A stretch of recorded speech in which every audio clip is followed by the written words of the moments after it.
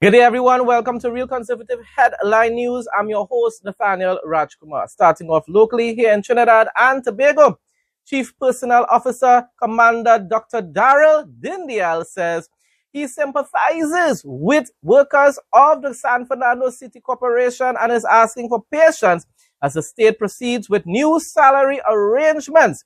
Commander Dr. Dindial said the payments arise from collective agreements for hourly, daily and weekly paid employees for the periods January 1st, 2014 to December 31st, 2016 and January 1st, 2017 to December 31st, 2019. He said the agreements signed on April 24th, 2025 mark a step in negotiations but require administrative and procedural steps before implementation. Of course, the PNM wouldn't have told anybody about that. Commander Dr. Dindial said amendments were sent to the Ministry of Labor, Small and Micro Enterprise Development on March 16, 2026. He said the ministry completed its review and sent the records to the Industrial Court on March 19, 2026. He said completion of the ministry's statutory step on March 19 allows for the issue of implementation instructions to the Ministry of Rural Development and Local Government and the San Fernando City Corporation. Commander Dindial said the instructions will allow the start of implementation of revised salaries and allowances in consultation with the Ministry of Finance. He said instructions have been prepared and will be issued on March 23rd, 2026. So at the end of the day, hopefully very soon, these individuals will be receiving what rightfully belongs to them, the increase in wages, salaries, and most likely, I guess, back pay as well. Prime Minister Kamala Persad-Bissessar has pointed to what she described as strong signs of growth in the energy sector, citing expected increases in gas production from major upstream projects over the next 2 years. In a social media post yesterday, Persad-Bissessar indicated that her administration has been focused on strengthening energy security since taking office, with early results now emerging. She highlighted upcoming developments involving BP PLC and Shell PLC, with both companies preparing for increased gas production by 2027 as new projects come on stream. However, former Minister of Energy Stuart Young has challenged those claims, arguing that the projects referenced were conceptualized and advanced under the previous administration. Now, while he's correct to an extent, Sammy Young, if your party was still in our office, I guarantee you, our energy sector was going to continue going downhill. You were making all those arrangements, but you were also defying our greatest democratic leader, the country and leader, Donald Trump, and the United States of America. And then, of course, you decided to humble afterwards, thankfully. But you think Trump was not watching at how you continue to say that the deal with the dragon gas will continue even though there were sanctions on Venezuela at that point in time? What you had a right to do was what Kamala Persad-Bissessar rightfully did. Stand up and say, no, we are willing to give up the dragon gas deal if it is against the Trump administration's policies. You have to keep friends, make friends with the greatest leaders in the world. And for the right reasons as well, not just because they are the greatest leaders in the world, but for the right reasons. Venezuela was under the control and is still under the control of dictators. But right now, at least Delcy Rodriguez is compromising with the United States of America, unlike Maduro. So it was for a right reason that the Trump administration was putting sanctions and restrictions on the Venezuelan government in any case. And that's why Sammy Young should have been standing up for the right thing, which he didn't. So all I'm saying is, as much as certain things were, yes, conceptualized under the PNM, it may never have come to pass if it was that they did not end up making the right decisions to stand with America. And therefore, Kamala Persad administration got the approval of certain licenses. It may have taken much longer if it ended up happening. It may have taken much longer if the Trump administration had seen that the PNM continued to push an anti-American and anti-Trump narrative and agenda. You cannot put a guard to watch the guard. That's according to Public Utilities Minister Barry Padarat, who said his ministry will now assume an oversight role to ensure communities promised water by the Water and Sewage Authority actually receive it. Now, this is wonderful news. This is really wonderful news because there's a whole lot of corruption in WASA still. There's a whole lot of P&M minions in WASA still who will be probably deliberately trying to sabotage certain things that are being put in place and would not be carrying out certain types of policies being put in place implemented by the Kamala Prasad administration. And that is why there's so much more need for oversight, direct oversight over WASA. So this is really wonderful news. And hopefully that will mean that in time to come, we will even hear in Sandy Grande, we will hear reports about water being distributed and water pipelines being fixed and repaired in a lot of different areas that still don't get a reliable source of water in our area. Now, where I live, I get water almost all the time. But we are talking about areas like Upper East Settlement, in Babwande, places where it seems as though the lines have been corroded for many years now. And therefore, certain parts in Upper Babwande haven't received a water supply in over 5 years. And the thing about it is, Wayne Sturge knew about it. He heard from the residents. He actually highlighted it in a video. And we're talking about, what, a year now? Just now, April will make it a year. And I haven't heard anything about Wayne Sturge trying to address that issue in the northeastern settlement. Right. We have got the relevant personnel, etc., to assist us in monitoring. And therefore, once I have that data, then I'm able to tell WASA, listen, you are not keeping your mandate, and these are the changes that we need to make. Right. And therefore, somebody has to be held accountable that if you promise the citizens of Maraval and Maracas and Las Cuevas that they're getting water on Monday, and it doesn't happen, then somebody has to be held accountable for it. Lovely, It cannot be that nobody's guarding the guard. The minister revealed that expressions of interest for major desalination plants will be issued by the end of this month. This, he said, would be key to relieving chronic water shortages across the country, adding that Miaro has been earmarked with plans for other areas. And therefore, we are looking at one establishing Mayara that will service this entire East Coast. All right. You are looking at one in Maruga Tableland that will look after Maruga Tableland, Princestown, Naparima, Siparia, Urupuchi, Urupuchi West, Labre, Point Fortin, etc. Right, right. And then you are looking at doing in Central the Freeport water treatment plant, which has gotten cabinet approval last week.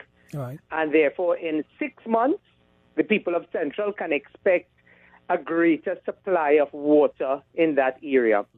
Minister Padarat said these are long-term solutions to TNT's worsening water supply crisis, noting that aging infrastructure and depleted dams continue to strain the national system. That has been the main challenge across the East-West corridor and Northwest Trinidad, the age dilapidated infrastructure. Right. This has gone unattended to over the number of years. In particular, the situation has gone from bad to worse. I don't know when last you took a drive down the Western Main Road down to Shagaramal. Yes. But working with Ministry of Works and Transport and Ministry of Public Utilities, we have been attempting to deal with that aging infrastructure where you have collapsed mains across that Western Main Road that went unattended to for a number of years. All right. Minister Padarat said the desalination program will complement other short-term interventions, including water trucking and infrastructure repairs. Sonolala, TTD News. For Saturday, March 21, 2026, the weather forecast for Trinidad and Tobago indicates generally hot, sunny, and breezy conditions. While it will be mostly dry, there is a low chance of an isolated afternoon shower, particularly over western areas of Trinidad. Daytime, generally sunny and breezy, with isolated showers. Nighttime, fair and cool, with a slight chance of an isolated shower. Temperature: Piarco, Trinidad, maximum of 32 degrees Celsius. Crown Point, Tobago, maximum of 30 degrees Celsius. Wind and sea, breezy conditions are expected. Sea conditions are moderate, with wave heights ranging from 2.0 meters to 2.5 meters in open waters and near 1.0 meters in sheltered areas. Hot conditions are expected, so it is recommended to stay hydrated. UV index, high UV index, so sun protection is advised. Regional news now. Works on Caracebai airstrip in Guyana have been completed with the project delivered through the community participation model. The airstrip now features a 3,000-foot rigid concrete runway, a parking apron for 2 aircraft, and modern safety features. The Ministry of Public Works provided the materials, equipment, and technical oversight, while labor came directly from the community. Development continues, as I say, over and over again, continues at an exponential rate in Guyana. These things might sound simple for us here in Trinidad and Tobago, no? But for a country which everyone in the Caribbean basically used to look down at for decades upon decades, now we are seeing development throughout the entire country, and they are actually pushing and investing in tourism. People want to go and visit Guyana. Isn't that wonderful? It's wonderful to see our brothers and sisters in Guyana and my grandfather's homeland becoming such a developed country and heading towards first world status. It's going to take a long time, but they're on the right path.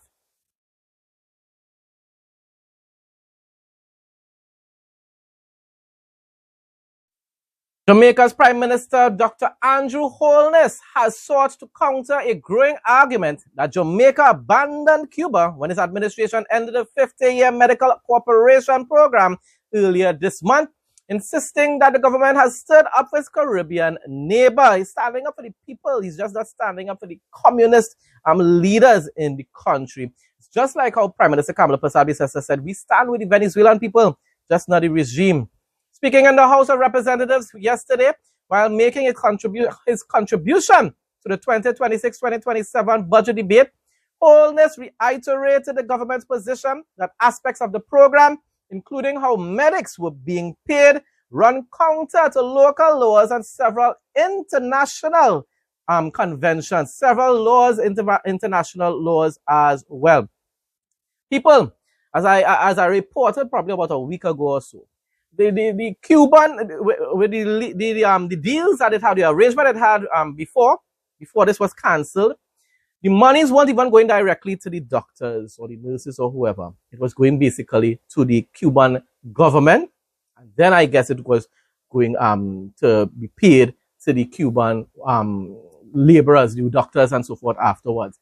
So basically what was happening, it was that US dollars was being used to fund the Cuban communist regime. And that is why Andrew Holness said, you know what, that needs to stop. He made the right decision. People need to stop thinking with this type of tribal type of mindset, whereby, oh, the colonials in America, and because you despise the colonials in America that much, you prefer to support and defend communist leaders. Not the Cuban people we are talking about the leaders of Cuba. A lot of people, probably the vast majority of Cubans, want liberation. They don't want to be under communism.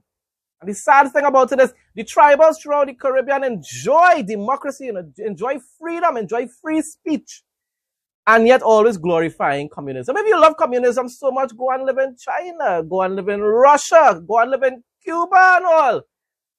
But you're enjoying freedom in a democratic country, including the United States of America. So many Caribbean people love to go to America and then always bad talking the people country. Barbados Prime Minister Mia Mottley has announced that the construction of long-promised flyovers will commence this year.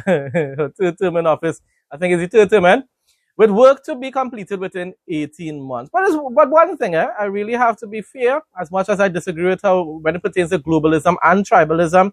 She seems to be a prime minister that is doing a lot of work for her citizens. Viewers from Barbados, comment on my videos and let me know what you think. Speaking during Parliament on Wednesday, Mottley said the project formed part of an aggressive push to tackle traffic congestion and boost national productivity. Emergency landing. An aircraft made an emergency landing at Governor's Harbour Airport in Bahamas after experiencing landing gear issues, according to police. I can imagine how the people on that flight were feeling. Lord Father, please don't ever let that happen to me if I'm traveling to go anywhere around the world in the future. The flight, which was traveling from Linden Pindling International Airport encountered mechanical problems mid-journey and was forced to land shortly after 4 p.m. on March 19th. All 19 passengers thankfully safely exited the aircraft and no injuries were reported.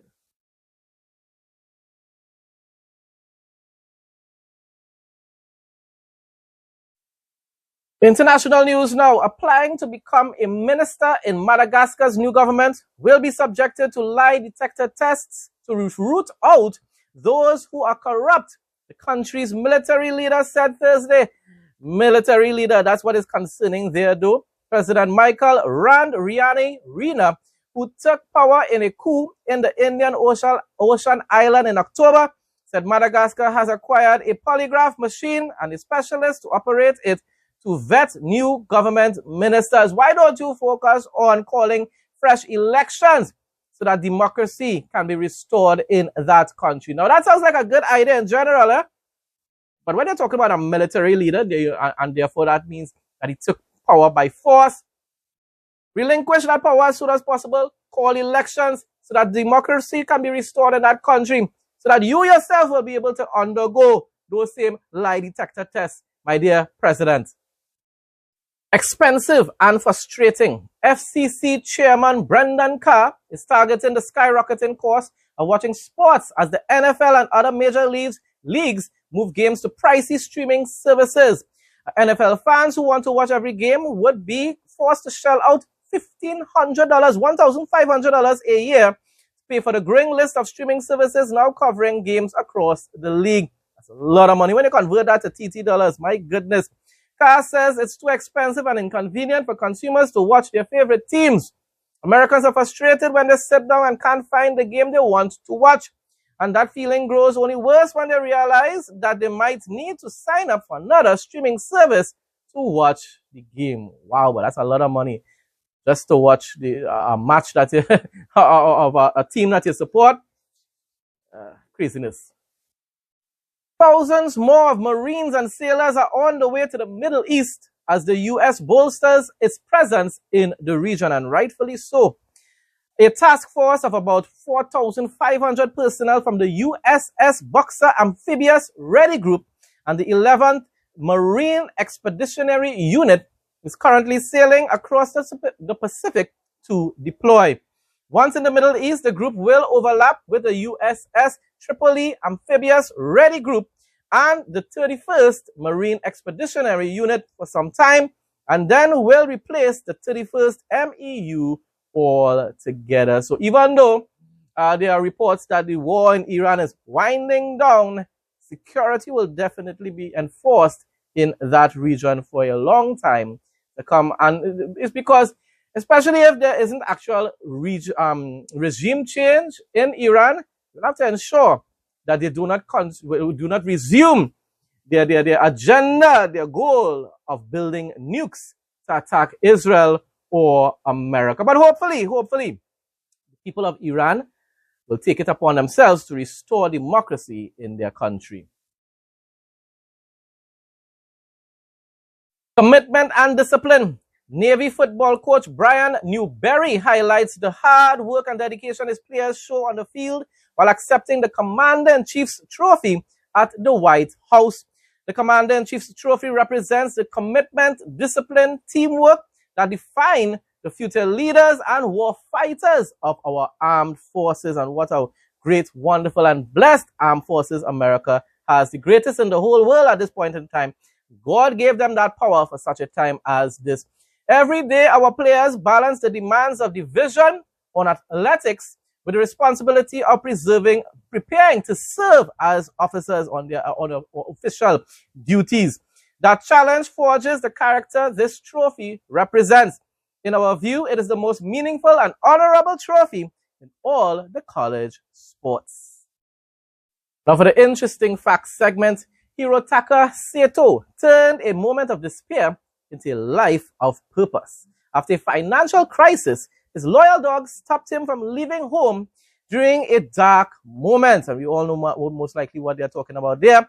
Changing his outlook forever. Basically, his dog, his pet saved his life. He sold his Ferrari, shut down his business and moved to Shizuoka Prefecture to start One's Free, a rescue center for neglected and aggressive dogs. Instead of cages or chains, he offers freedom and care. Hopefully that means that he has fences, though, in a large portion of land or whatsoever. Today, he shelters dozens of dogs, showing how compassion can create powerful second chances. Welcome to Real Conservative Headline News Travel Adventures.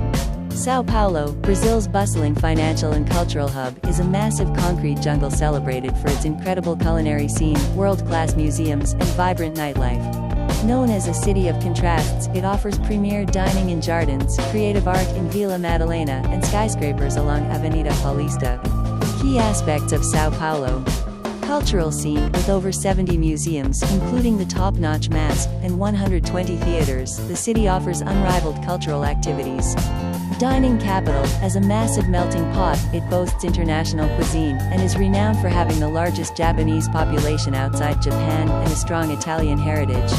Join us again tomorrow as we continue to travel around the world together.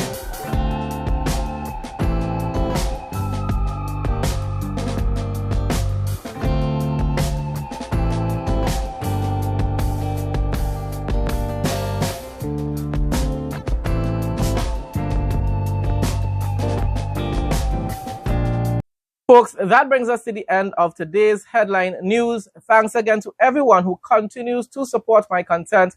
Please like, comment, share, and subscribe. Stay blessed and stay safe, most of all. In Jesus' name.